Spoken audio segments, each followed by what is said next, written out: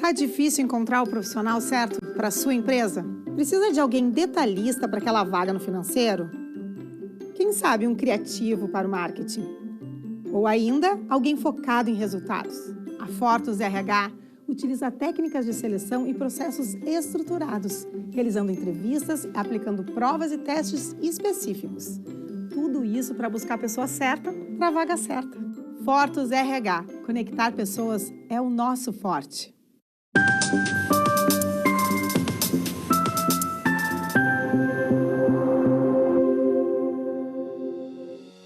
Olá, está no ar o programa Papo Certo.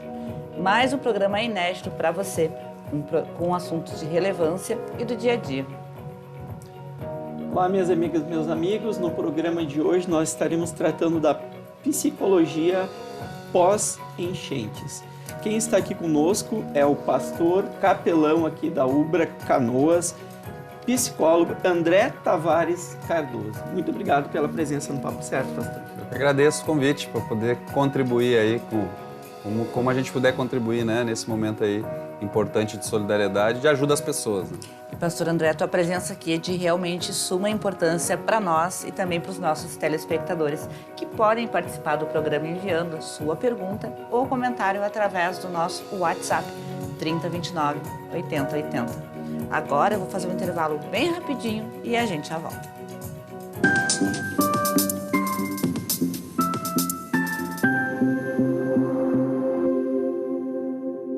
Você já parou para pensar que a sua empresa pode estar pagando impostos a mais? O nosso sistema tributário é bem complexo e é comum as empresas pagarem mais do que o devido. Saiba que é possível recuperar os valores dos últimos 5 anos e reforçar o seu caixa. A Fortus Tax é especialista no assunto e já ajudou muitas empresas nos seus 18 anos de atuação. E o mais importante, você só paga pelo serviço depois que o dinheiro estiver na sua conta. Fortus Tax. Pagar o justo é o nosso forte.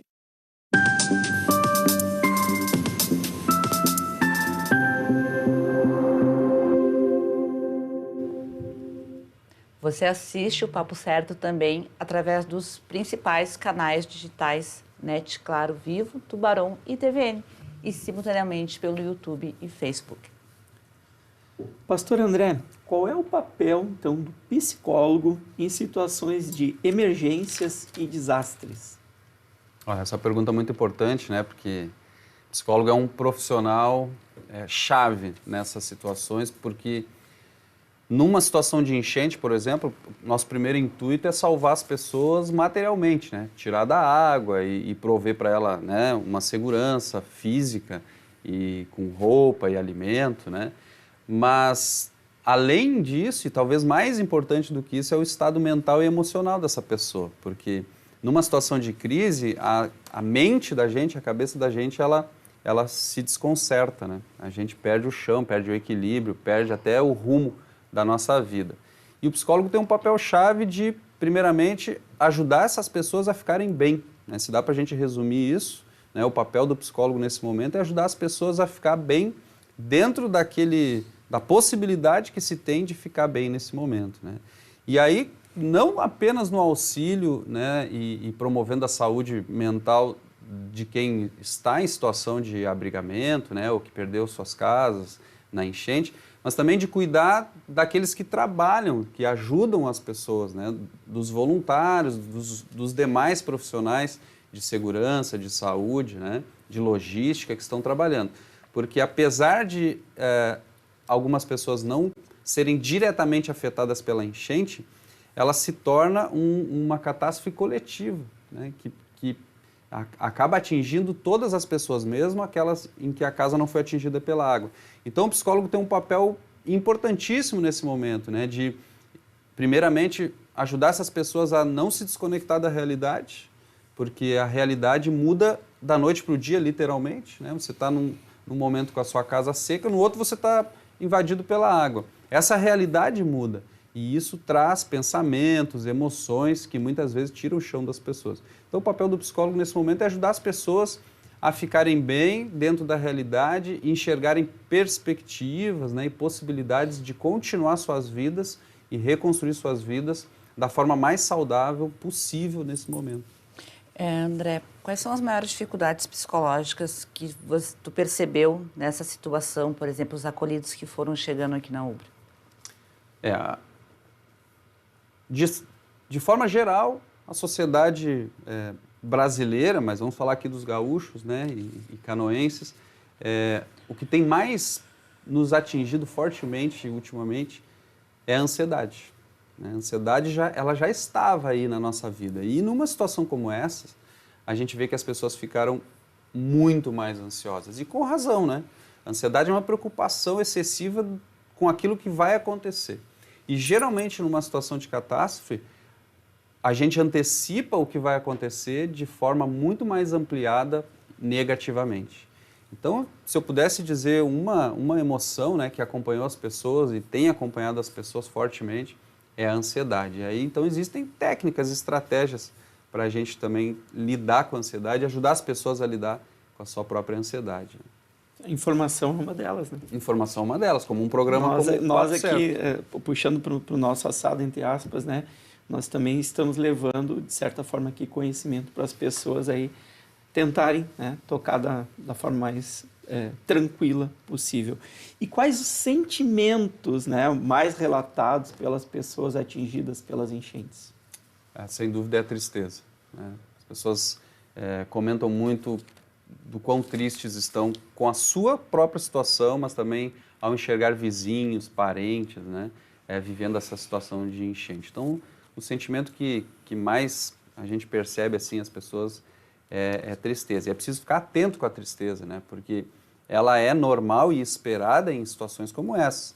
Mas quando ela se torna crônica e permanente, então a gente precisa agir, depressão, né? Para que ela não se torne algo pior, né? Ou até um quadro depressivo, por exemplo, né?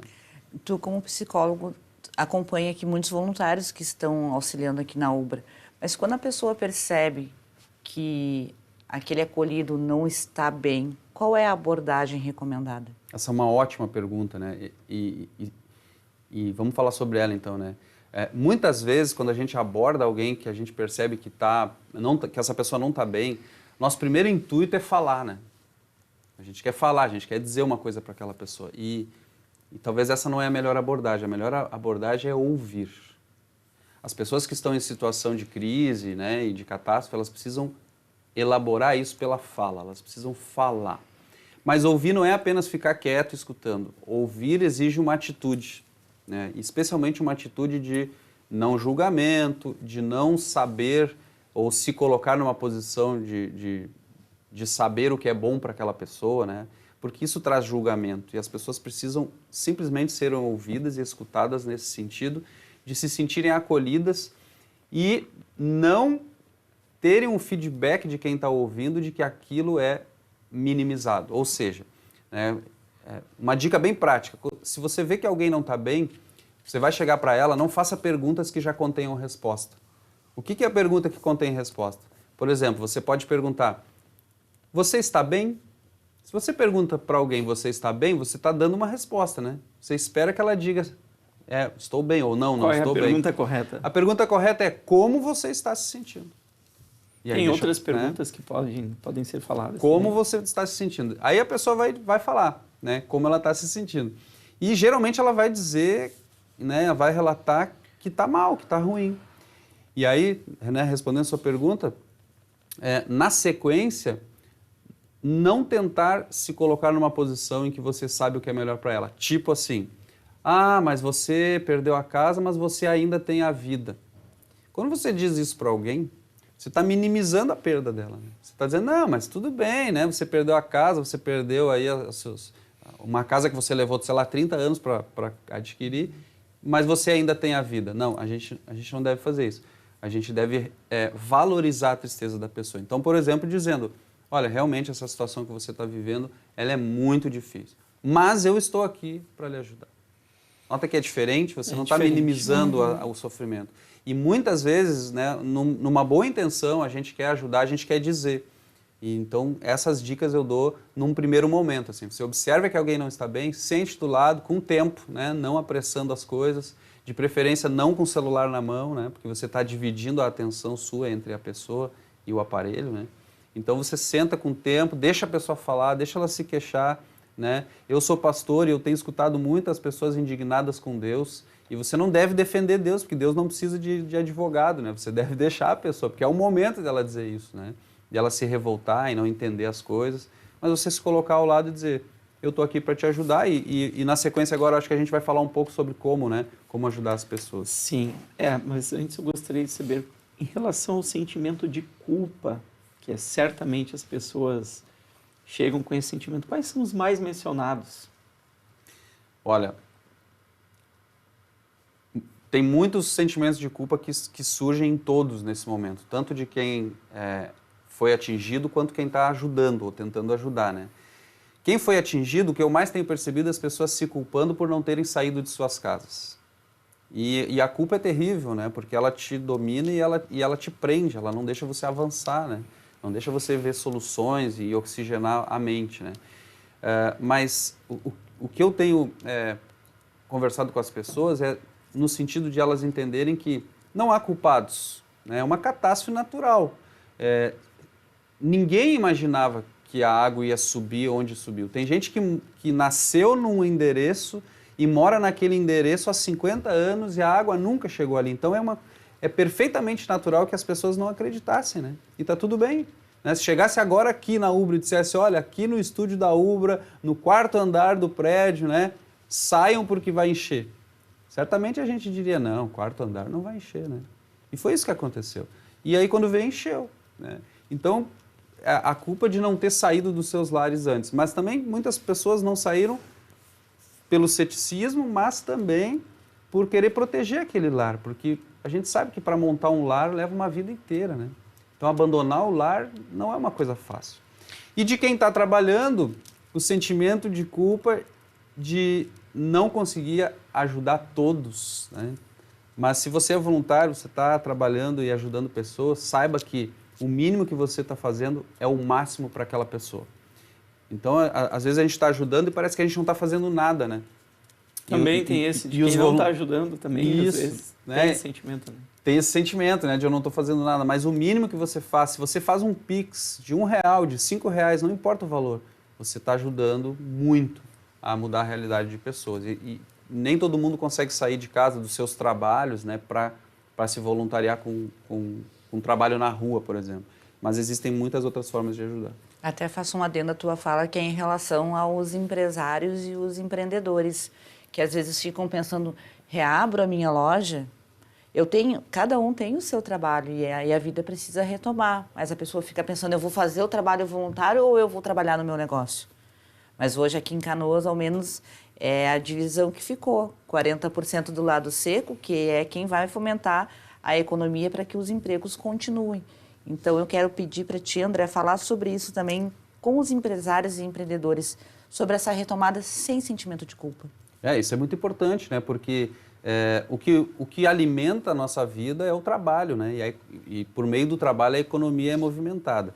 Então, retomar as atividades é muito importante, porque você vai estar ajudando também pessoas que talvez se empregam na sua empresa diretamente, mas indiretamente também outras pessoas que são impactadas pelo giro da economia com o trabalho, né? E para a gente retomar as nossas vidas, a gente precisa, sim, que a iniciativa privada continue, né, as suas tarefas sem culpa, sabendo que abrir de novo as portas da empresa é uma forma também de ajudar, né? Isso gera também impostos que vão ser revertidos em ajuda para as pessoas, né? Então, é super importante isso.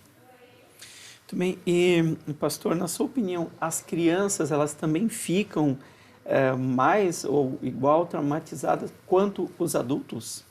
Pois é, difícil medir trauma, né?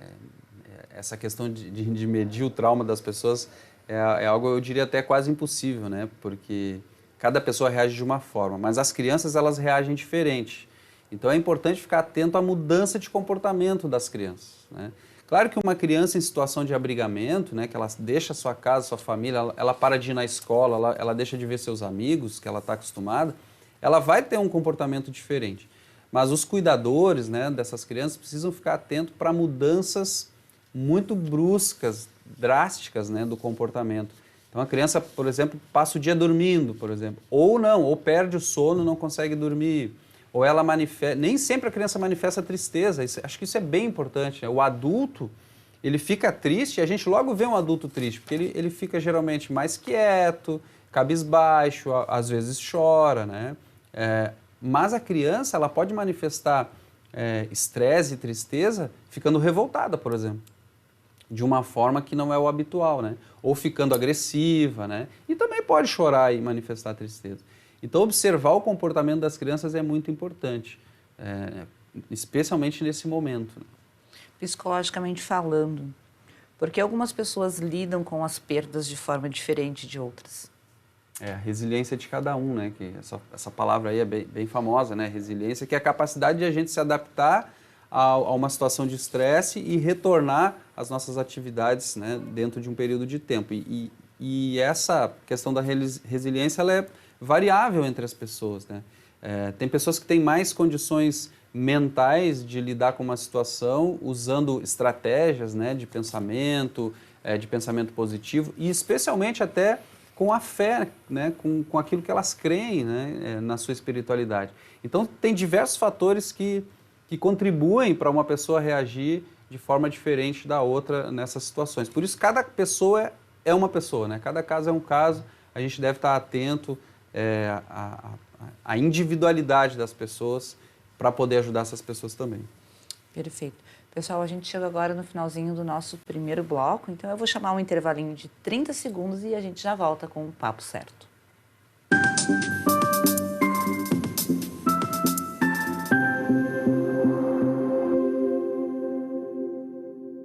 Em tempos de juros altos, margens reduzidas e incertezas, rever estratégias é fundamental para manter o seu negócio competitivo. Esse cenário exige planejamento e organização financeira. Nessas horas, qualquer ajuda é bem-vinda, mas a ajuda de um especialista é necessária. A Fortus Consulting conhece na prática e tem as soluções adequadas para cada situação. Fortus Consulting. Melhorar os seus resultados é o nosso forte.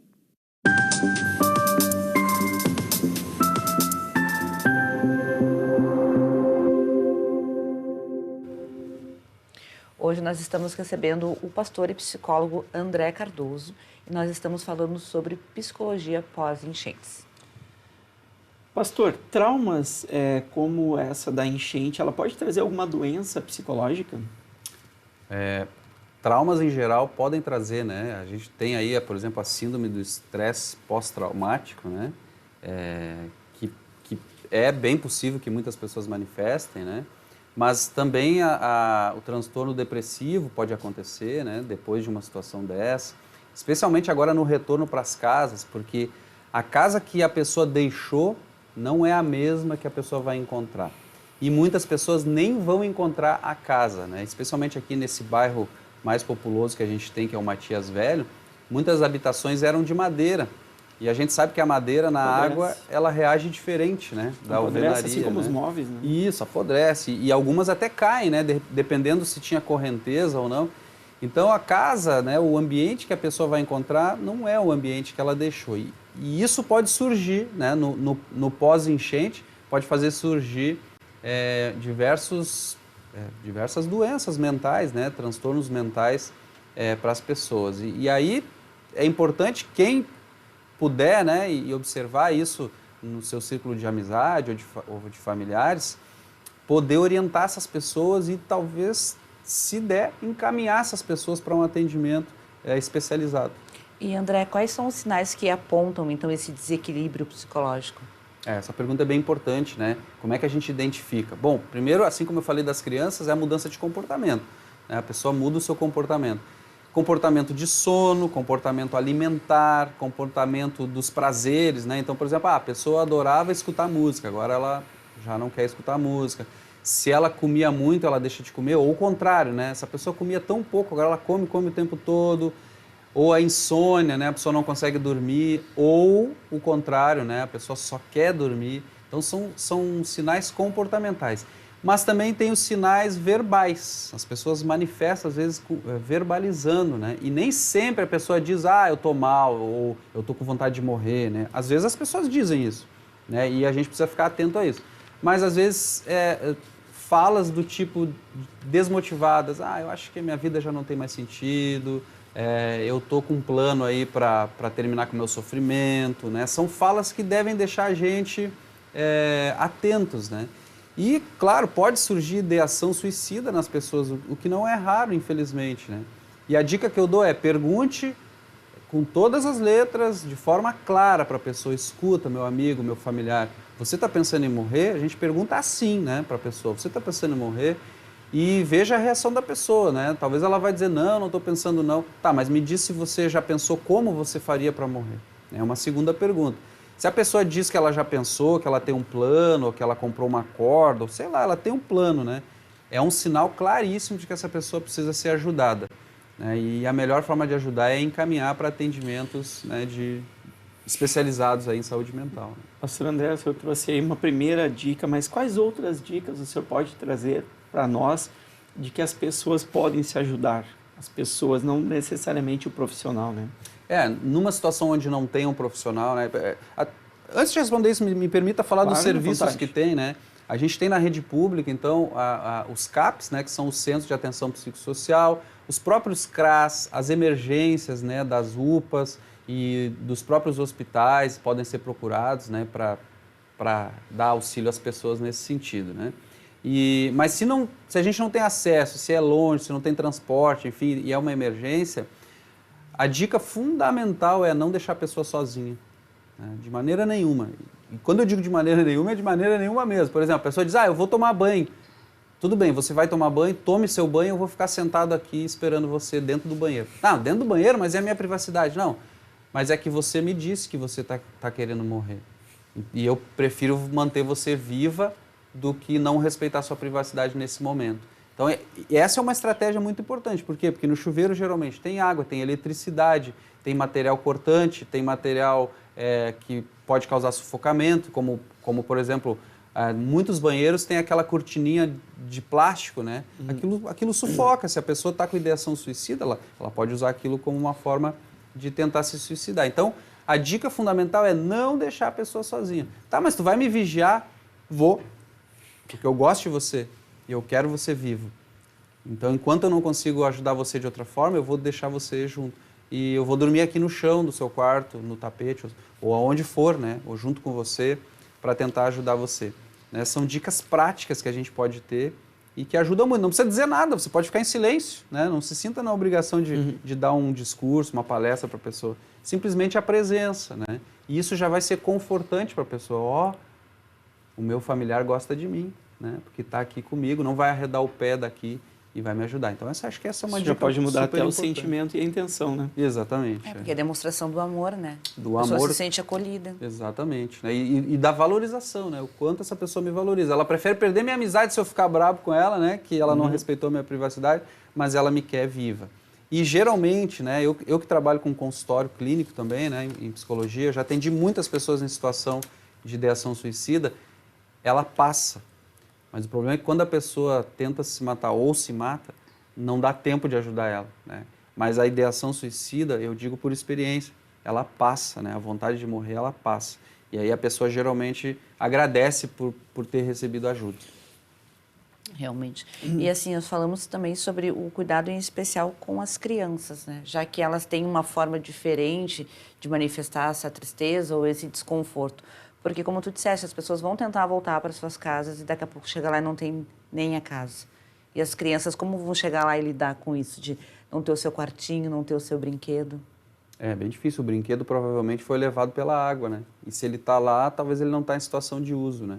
As crianças requerem um cuidado especial, né? É muito importante aí a retomada das aulas, né? Porque a escola é o lugar de convívio da criança, onde ela se sente segura também com pessoas que ela conhece, né? E assim, muitos voluntários estão doando brinquedos, né, e material escolar para as crianças. Então, que a família busque reorganizar, né, uma pequena rotina estudantil para essa criança, com seus materiais, com os brinquedos, né, com as roupas que também estão sendo angariadas aí em prol das pessoas, para tentar reintroduzir essa criança numa rotina que ela já estava acostumada, né? E pastor, qual o papel da fé neste momento? Olha, para nós aqui da UBRA, né, a Universidade Luterana do Brasil é uma instituição cristã, né, confessional, e para nós a fé ela tem um papel fundamental, né, porque nos lembra, né, seja qual o Deus que você acredita, né, o Deus aqui da universidade é o Deus cristão, e ele tem uma promessa, né, uma promessa de dias melhores, de uma vida melhor, que é na eternidade junto com ele. Isso dá um rumo para a vida das pessoas, né? Isso aponta uma direção, porque quando a gente está literalmente no meio da água, né, a gente não vê direção, mas a fé aponta uma direção e isso organiza até mesmo a nossa saúde mental, né? Saber que o meu lugar é apontado por esse Deus que me promete, olha, no meu Filho Jesus você tem um rumo, você tem uma direção e essa direção a gente sabe que é o céu. E aí a gente olha até para as catástrofes com outro olhar, né? Sim. Tipo, isso aqui não me define, não é um teto sobre a minha cabeça que diz o meu valor. Quem diz o meu valor é o próprio Deus. Olha como isso é maravilhoso, né? Então se eu tenho um teto, que bom, eu quero um teto na minha cabeça. Mas se eu perdi, isso não acaba com a minha vida, né? Apesar de às vezes eu achar que sim, mas quando eu olho para a fé dessa forma, como uma promessa de Deus, e aí eu organizo até mesmo a minha saúde mental. Agora é importante falarmos também, pastor André, sobre a questão da perda, né, dos amigos e dos familiares. Sabemos que muitas pessoas não conseguiram sair de suas casas e realmente vieram a óbito. Como lidar com isso? O luto é um processo natural do ser humano, né? Quando a gente perde pessoas especialmente, mas não apenas pessoas, né? Perde a casa, perde às vezes um emprego, às vezes a fonte de renda, né? Sei lá, eu era autônomo, minhas ferramentas estavam lá e eu perdi minhas ferramentas. Eu elaboro um luto sobre essa perda. E ele precisa ser encarado por nós como algo pertencente à vida humana. Perder significa estar vivo, né? Ou seja, quando eu estou vivo, eu perco. A gente vai perdendo diariamente as coisas. E nessa situação onde a gente perdeu bastante, é natural que a gente passe por um processo de luto maior. Mas ele precisa ter início, meio e fim, né? Então a gente precisa ficar atento para esse luto não se tornar crônico e ele perdurar por um tempo em que outros transtornos podem surgir a partir desse luto não vivido e não tratado, né? Então, o luto precisa ser vivido, mas por um período específico, tá? A literatura tem aí algumas indicações de tempo, se fala em 3 a 6 meses, e alguns artigos até apontam um pouquinho mais.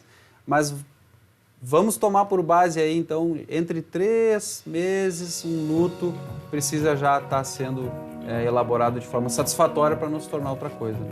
Bom, pastor André, assim, poderíamos conversar 2 ou 3 programas, porque todas as tuas colocações foram muito pertinentes. Te agradeço muito a tua presença. Eu que agradeço. Muito obrigado pelo convite e fico à disposição. Agradeço a todos que nos assistiram e deixar aqui um fraterno abraço a todos os acolhidos e voluntários de todo o nosso estado. Desejo a todos força e vamos recomeçar. Como eu sempre digo, né? O gaúcho não pode se entregar nunca. Então, pessoal, amanhã, 20h30, esperamos novamente vocês. Até lá.